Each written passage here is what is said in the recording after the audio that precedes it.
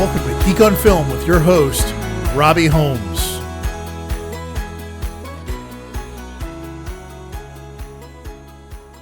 Hey there, folks. Welcome to episode number 38. It's Robbie, and I'm running the ship again solo. Today, we'll talk a little bit about some movies I watched. We'll have a main review of Renfield, but boy, we are smack dab in the middle of the Emmy run season. There's so many television shows going right now that I feel like I can barely keep up. Yeah, let's do this. So into television. This week's episode of The Mandalorian is episode 7 of season 3. We are now heading down the backstretch of this season. We're very close to the end of season 3. This episode was called The Spies. It is chapter 23 of Mandalorian. We end up in lots of questions about why it's pluralized. So it's pretty easy to know who some of the spies are, or at least one of the spies, which is Ellie Kane is back, and she talks through a droid in some back alley in Coruscant in the underworld. Finally, to Moff Gideon, who shows up. It's super fun. We get a chance to see right from that interaction, Moff Gideon goes back and walks through these amazing laser gates that are very reminiscent of the prequel series, and walks into a room where there's a bunch of holograms, and it is the Shadow Empire. These are the people who have been running things behind the scenes. So many people from the Empire who are acting as local warlords and things like that. And we get a name drop again of Grand Admiral Thrawn. And I think we're heading down into this is the penultimate episode of the season. So I think we're finally getting a chance to see that our big bad for this season is Moff Gideon. Our big bad, I think, for all things Filoniverse is Grand Admiral Thrawn. Super excited about the next episode. I was really impressed with what they pulled off here. Let's move on to, for me, the next thing I watched was the Big Door Prize. I'm now into the 3rd episode of the 1st season. This is the episode entitled Jacob. We are introduced to Jacob in the first episode. He lost his brother. We get a chance to see a little bit more of his world. He is the person who works at the store where the Morpho machine appeared magically. And he's asked to do at the big fundraiser for the kickoff of the season. He has to do this trampoline dunk, and he fails massively. And we get a chance to see that in the end, he is, come over to and helped out by Trina, who was the girlfriend of his brother who passed away. So very complicated, getting more complicated. We spent some time with the priest, finally broke down and got a card from the Morpho machine, and his potential was father, not pastor, not priest. I think we'll see the unfolding of that in the next episode. Yeah, super fun show. If you're not watching it, it's the Big Door Prize on Apple TV Plus is super fun. You should be watching it. We'll head over to our favorite teenager cannibals, Yellow Jackets Season 2, Episode 4. We are now just really running into the middle of this season. Old Wounds is the episode that we watched this time. It is the current episode. We have really fun interactions with Missy and Daniel heading off to try to find out more information, try to find Lottie and Lottie's cult. Natalie is now sort of a part of more things up at Lottie's cult.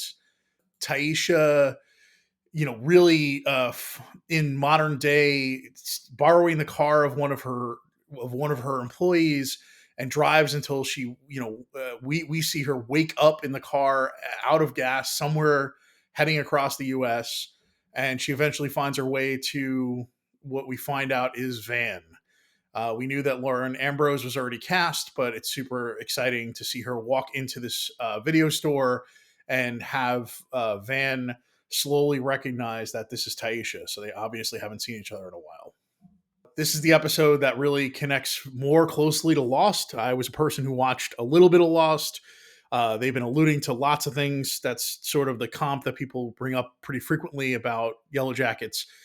This is an episode where we see Lottie back when they're teenagers finding a plane, which is the plane that Laura Lee was flying and blew up in the sky. And in the front seat is the teddy bear that Laura Lee had with her. And it is sitting on top of what we finally find out is a trap door that leads to some tunnels that takes her into a mythical version of the modern world. It's like a giant mall food court area, and everybody's there. All the kids are there. Yeah, it's we got lots of mysteries going on at the moment, so I'm looking forward to more episodes of Yellow Jackets. The fourth episode of season 4 of Secession has landed. This show is absolutely out of control with how good it is. It's also every single episode is a mini movie. I think they're all about an hour. This one I think was an hour and 3 minutes. We really just we see so much unfold so quickly. I was talking to my wife about it, and I just feel like, good Lord, there is so much happening in these episodes. You can't even really. It's hard even as a viewer to start to recap these kind of things. I had a whole conversation with my wife, and it was like 30 minutes about the episode. It's so crazy. We have the return of Marsha Roy. We have the siblings coming together, the old guard, and Frank finding a note about what Logan wanted for his funeral. And at one point, he had listed that Kendall should be his successor, and then it's either crossed out or underlined. I think the point here is that we'll never know, and neither will Kendall. This will haunt him for the rest of his life. We have a lot of. We find out that Shiv is pregnant through a phone call from her doctor, and that apparently no one else knows. So we are now in the know. At one point, we find Shiv being not pushed out, but agreeing to be not part of the leadership team. So both of the sibling boys, Roman and Kendall, go and convince Shiv, and the board finally votes to put the two of them as co-COOs in the interim roles. So that's all happening, and then Shiv is, seems distressed and seems not together, and eventually is walking and falls, which I'm sure is just this. It was this most ominous of moments where you're like, God, we know she's pregnant. This is so crazy.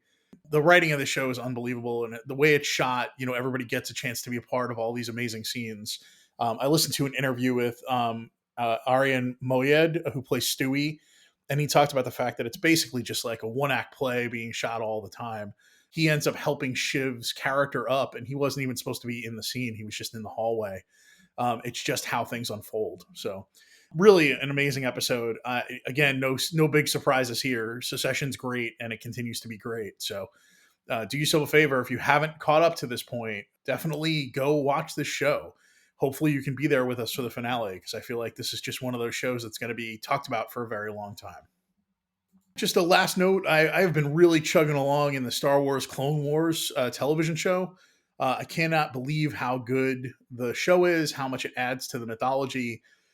I've often talked with John about the things that I really love in the Star Wars universe. If you're going to tell a story somewhere during the Star Wars, the Skywalker saga, is you need to make the universe bigger, not smaller. And these episodes of Clone Wars, so I'm now into the 4th season, definitely watched about 5 or 6 episodes in the last week, and I just cannot get over how good and how rich the stories they're telling are, and how much they're utilizing the little bits and pieces of things that happen offhandedly in a movie or are mentioned in a one-liner, and how they become this much larger portion of the world when the folks who were creating Clone Wars utilize these little nuggets as the basis for entire story arcs.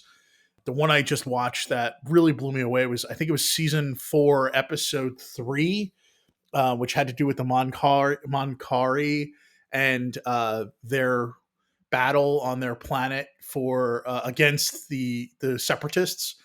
And there's so much like visceral fighting and killing, and the show is just so powerfully done, and I cannot get over how well the story is told, but also how much it's affecting me, and how much it's looping me in. I was always jealous of the people who watched Clone Wars and Rebels, because I had heard about how good it was, and now I'm finally putting my head down and getting through it, and I'm really impressed with this show.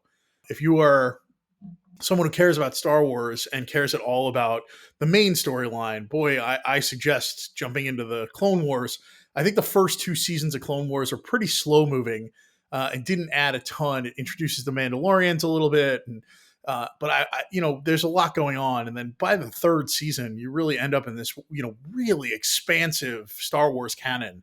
The introduction of like the Night Witches and the Dothmerians, and like there's just so much going on in this show that is so good and really shows you so much more of the story that we really loved as Star Wars fans. So I was really impressed. All right, I'm going to jump into a couple of movies. So I finally finished Under the Silver Lake. That is a film I feel like I've been chasing for a while. It is a movie that stars a lot of people I really like and is an A24 film by David Robert Mitchell. And the main actors in this are Andrew Garfield, Riley Keough, Topher Grace, Callie Hernandez. But that really doesn't matter. There's so many other people. Like there's a great Ricky Lindholm is in it for a little while, and you know these amazing actors that you will eventually go on to recognize are here. We see a young Sydney Sweeney is in this movie. It's really sort of like if Babylon didn't exist, I would call it like the antithesis of La La Land. It's this sort of dark and brooding movie about LA and all the things that are the dark side of LA, and how, with the focus on this character played by Andrew Garfield, who's kind of a jerk and is sort of unbelievably self-centered, but has charisma and is really interested in code breaking and codes and how everything is a mystery. It's a really crazy movie. I don't know that I would say it's there's there's a show called The Rewatchables that is over on the Ringer Network that I really love. And, sometimes they'll watch a movie or they'll talk about a movie and they'll say like, this is an instant rewatchable.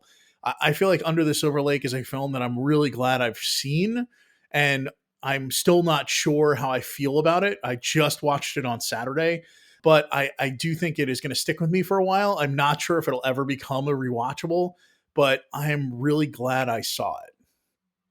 I think I will reference it often. At least I'll be thinking about it for sure. Two other films I watched this week. I've owned Ad Astra on 4K Blu-ray for a long time. A huge fan of James Gray and had never seen this movie.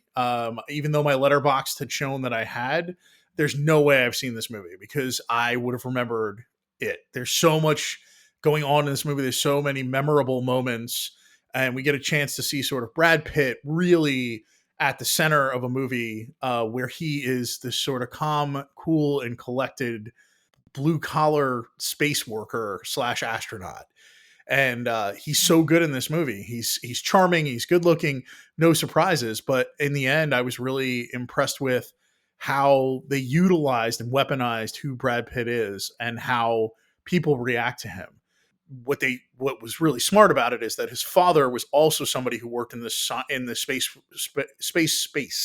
and his father was played by Tommy Lee Jones. So everybody was just very reverent and had a lot of reverence for what his father had accomplished. So there was this like inherent reverence for Brad Pitt. And I think it's a really good sort of representation of how people react to Brad Pitt in general.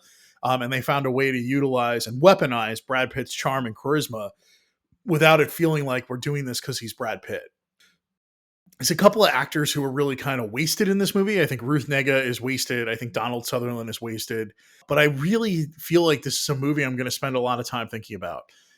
Its approach to the near term future and how we interact with space and with traveling to other planets, and it's just so clever. It's like taking and sort of lampooning or calmly parodying what was being done in 2001: A Space Odyssey. How we get to space and it's now there's like an Applebee's, just interesting without it turning into a cartoon or cartoonesque, sort of like 2001. Of course, if we moved somewhere off of our planet, commercial companies would be a part of it. And it doesn't feel like it's done as a cheeky nod to look how dumb humans are. This is what would happen. We would have to finance this in some way, shape, or form. So yeah, everything felt pretty practical. Even like the space flight feels like it's just an advanced version of an airplane. I like that aspect of it. I think there's some really fun and clever decisions being made. And that really comes down to James Gray being smart about the writing of this movie with Ethan Gross, but the directing choices and working with amazing actors that helped him shape these characters. I am more intrigued by the more movies I see by James Gray, because every time I see a James Gray film, I'm so interested in hearing him be interviewed about it. This is the second time. Armageddon Time last year was the first time I was ever really introduced to James Gray, the man, and listening to interviews with him. And Sean Fennessy from the Big Picture podcast over on the Ringer Network has had multiple good conversations with James Gray. And I got a chance to catch up with the Big Picture episode having to do with Ad Astra, and I was so glad to see that it was James Gray and Sean sitting down. And the conversations are always just so interesting, and they're about the film, but also about filmmaking and about life and about who James is and how he's perceived and how his family sees him and what he believes about art. And I think Sean is so smart to sort of just not wind up James Gray, but like get in on a wavelength that allows him and James to have a conversation that isn't always about the interview questions. And I think that it's a testament to what Sean Fennessy is able to pull off in that podcast. And he has single-handedly made me care a lot more about James Gray, the man, and in turn, James Gray's art and creations. The last one I'm going to talk about is Spotlight. So this movie has been on my watch list since I started using Letterboxd. I realized I had not seen Spotlight. It is one of those movies that has sort of loomed for me for a very long time. It is not an easy story, right? It's the true story of how the Boston Globe uncovered the massive scandal of child molestation and cover up within the local Catholic archdiocese and shaking the entire Catholic Church to its core. So the movie was, I believe, made in 2015, and the movie is set in 2001. And it's just full of amazing actors all the way down. You've got Mark Ruffalo, Michael Keaton, Rachel McAdams, Liev Schreiber, John Slattery, Brian Darcy James, Stanley Tucci. The list just keeps going. The other thing that's really smart is some of the extras and some of the people who are a part of the film, even who have lines, are actually local Boston people. The one nice one is we get a chance to see Billy Crudup as Eric McLeish, as the lawyer that did a bunch of work with the Catholic Church. And it's almost like a precursor to the morning show. Like you see a lot of what Billy Crudup is going to go on to do in that show, and his sort of calm charm. Somebody, I was listening to a podcast and somebody said he's one of the few people that can tell you fuck you and you still want to spend time with him. I think that's really an interesting way to talk about Billy Crudup, especially since I'm now watching Hello Tomorrow. This movie is fantastic. If you haven't seen it, you should see it. It's moving. It's emotional. It is really I think it was the Next Big Picture show did a pairing of this with All the President's Men, which makes total sense. It's a journalism film about Watergate that was made in the 70s. And then this is a, modern take on what journalism and how important journalism really can be and the impact that it can have. I'm really glad I finally watched this movie. This is a movie that's going to sit with me for a long time. There are moments in this film, the quote from Mark Ruffalo where he, it's in one of the podcasts I listen to, and it's they knew when they let it happen. It's a line that's been echoing in my head for a long time, and I now have the context and the scene that came from. And Mark Ruffalo made a lot of choices, and all of them right, or at least I'm glad he made the choices he made, because I was completely moved by him playing the character of Mike Resendez, the journalist who's sort of leading up this charge, who ends up writing the article. Rachel McAdams is in this movie. I feel like I wish there was a little more for her to do. She plays Sasha Pfeiffer, who's part of the Spotlight team. So Spotlight is this sort of small group inside of the newsroom in the Boston Globe that gets a chance to work independently of the rest of the paper, sort of almost isolated. They don't have to tell anybody what's going on. It's real deep journalism that sometimes can take a year. So she was good in this. I think Liev Schreiber as the new editor is really fantastic. There's so many good actors and so many of those guys and those ladies. You'll recognize so many of these people. Yeah, give yourself it's on HBO Max, so you should definitely go and watch it. It's been sitting in my queue on HBO Max, I think, since I got HBO Max. So I'm very glad I finally got around to watching this. I think that's it for me for films this week. So I'm going to jump over to the main review. So this week, the main review is of Renfield. So Renfield is the story of Renfield, who is Dracula's familiar and his henchman. And he's been with him for decades. I hear back and forth. I believe he only joined Dracula about 80 years ago. I keep hearing people say like centuries. I think that's wrong. I think the story that we're telling here is that Renfield has been supporting and been the familiar of Dracula since the early 1900s. And he is getting tired of being, the joke in the trailer is that he's basically Dracula's, Uber Eats driver. He has to take care of everything that Dracula needs done during the daytime hours. So he helps find him, people for him to eat. He does whatever needs to get done. We open on the movie in sort of black and white, and there's a really fun sequence that takes place where you see Dracula almost get killed. He's trapped in a circle that a vampire hunter, has built on the ground, and it creates a way that Dracula is trapped. He can't do anything. And eventually Renfield breaks the circle and allows him to get out. But in the end, Dracula is really burned badly, and we smash cut to modern day, and Dracula is still healing from his last attack. It's very gruesome. Makeup that's done at the very beginning on Dracula is off-putting. But we get this slow and comedic release of Nicolas Cage as Dracula, looking like destroyed human corpse that is slowly coming back to life. There's a lot of story going on here for a movie that only took 90 minutes, but I also feel like there's a lot of threads that were taking place that needed more detail for them to come to fruition. We find Dracula and Renfield in New Orleans. Finally, they're living in a dilapidated and broken down hospital.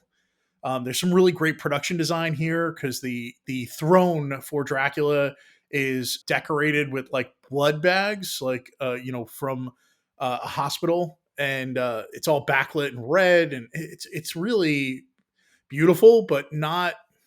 I wish there was more time spent with those types of details for us. We spend a lot of time with watching Renfield go out into the world and be part of a codependency group that you've seen in the trailers.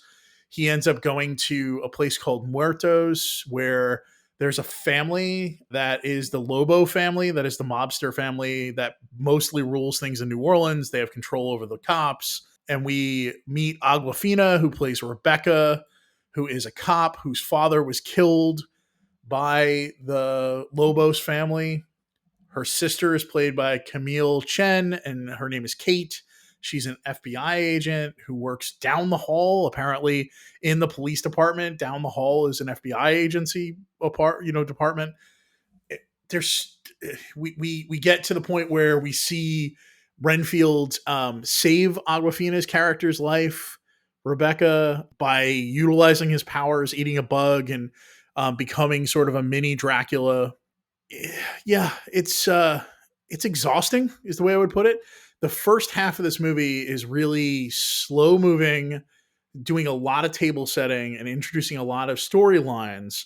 And the second half of the movie moves a lot faster, but it's mostly violent battle sequences and less about the stories. We eventually end up with Rebecca and Renfield spending time together with some of the least amount of chemistry I've ever seen. I like Nicholas Hoult a lot. I like Awkwafina a lot. I think they both are really good in this movie separately. I made a comment to somebody that I felt like seeing Aquafina in this film, where she's not the most sort of over the top character, is really fun. We get a chance to see Aquafina more as an, as an actress and less as a force of nature. And that's really fun to me, but it's also, the antithesis of what we come to know her for. And then seeing her and Nicholas Holt together with more than just, there's moments where it feels like it's moving towards romance, and that's really uncomfortable and weird. Yeah, there's some fun to be had here, but it's really cartoony in its use of violence and the way that things unfold at the end. And of course, you have Ben Schwartz, who's in this, who plays Tedward Lobo, the son of the mob mom, and he's really fun. He's super great improv guy who really does so many amazing and silly things in this movie. He's driving a car, his guys get killed, and he gets pulled. He comes to a traffic stop, and he eventually drives away. And as he's running away from the cops, he throws cocaine, like bags of coke at them. Everything he's doing in this movie is like a complete and utter improv, like comedy routine. And it's a blast, but it just feels like it's not part of the same film. Eventually, Dracula and Tedward find one another, and that's when he decides he needs to introduce him to his mom, which is a very great and funny line. And his mom's played by Sharoa Angdishlu, and she's amazing. But we don't get a lot of her. We get little bits of this actress who we all really like doing really great things, and it's kind of boring. Yeah, this movie really introduces so many storylines that you're like, is this going to pay off? We find out Renfield had a family, he had a wife and a child. That never comes to fruition. We don't really get much with Rebecca's sister Kate. She ends up getting killed by Dracula, being brought back with Dracula's blood. At the end, we have extremely violent destruction of Dracula by Rebecca and Renfield. I found myself exhausted in this movie. I find myself exhausted talking about it now. I feel like this is not a movie I'm going to revisit. I would say it's probably like a 2-star movie for me. I didn't enjoy it as much as I was hopeful for. Again, I don't want to review a film I didn't that wasn't created by the creators. I had really built this up as this is going to be campy and fun.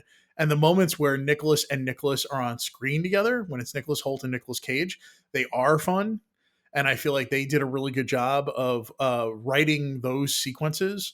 But it's all the other ancillary storylines that don't feel like they're part of the same movie, but also don't feel like they're fleshed out. You don't need a ton when you know that Dracula and Renfield are Dracula and Renfield. Those characters are in our psyche. We know who they are. But again, there's little nods to like Lobo as a last name could have, alluded to wolves or werewolves. So there's a question about like, is this family going to be werewolves? Is it going to lead to a sequel? Like none of that comes to fruition. There's no above and beyond the name. Yeah, there's nothing here that I think I would recommend. I when it eventually comes on streaming, you should watch it so you can say I saw this campy movie. But this is one of those Nicolas Cage movies that, in my opinion, he is doing a lot, and the script is not doing much to support him, and that makes me kind of sad. It's not even just that. I feel like this may have been like studio noted to death with the lack of follow through on all these storylines that may have been a part of this movie. It's lean and mean and in and out and like 93 minutes. If we could have gotten a 113-minute movie that actually fleshed out a little bit more of what we saw from some of these storylines to make them matter more and to make these characters make us care more about these characters, it would have been worth it to me. But they seem to be hyper focused on getting in and out in a short period of time. I'm going to bet that there's a much longer take of this movie. I know that when I listened to an interview with Ben Schwartz, he talked about the fact that there was, many, many hours of him improving. So we know that exists, but it'd be interesting to see if Chris McKay gets a chance to do a director's cut that actually makes this movie feel a little more congruous and brought a little bit more together. So yeah, that's it. Another sort of meh movie from my perspective. I don't know if it's this time of the year or if I'm just so exposed to so many good television shows that have really, rocking my world on a regular basis.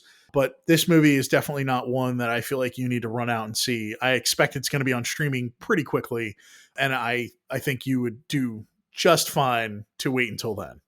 That's it for me this week. I'm Robbie Holmes, Robbie the Geek everywhere online. John is John Hoche, JONHOCHE. We are geekonfilm.com, geekonfilm.com on Twitter and Instagram. If you're enjoying these, please rate and review. If you have any comments or you'd like to talk to me, reach out. I'd love to hear from you. And hopefully next week, I think we're going to spend a little bit of time with Ghosted. So it is a movie you can watch from the comfort of your own home this week, so you can keep up and get ready for me. It's been fun chatting with you. Talk to you next week, folks. Bye-bye. This has been a Geek on Film podcast. Thanks for joining us. See you next time.